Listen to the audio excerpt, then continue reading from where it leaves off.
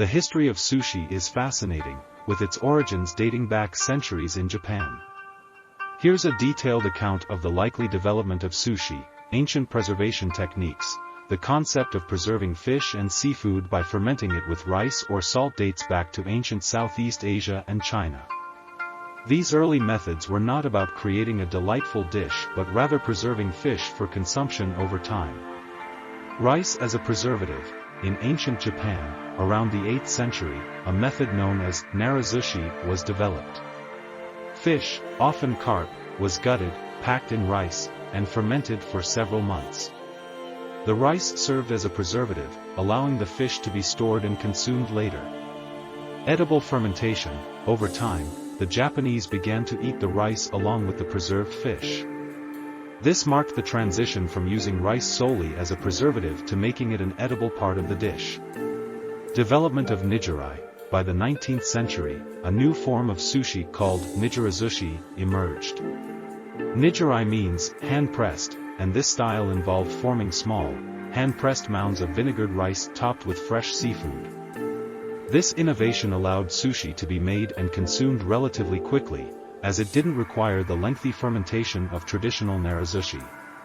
Introduction of vinegar. The addition of vinegar to rice, along with salt and sugar, was a significant development. It both seasoned the rice and inhibited the growth of harmful bacteria, making sushi safer and more flavorful. Tokyo-style sushi. In the early 19th century, Tokyo, then known as Edo, became a sushi hub. Street vendors and small stalls began selling Edo-style sushi, which emphasized fresh and seasonal ingredients, particularly seafood from Tokyo Bay. Sushi bars, sushi restaurants, or sushiya, started to appear in the early 20th century. These establishments offered a more formal dining experience and allowed chefs to showcase their skills in crafting sushi. Globalization. After World War II, sushi began to gain popularity outside of Japan.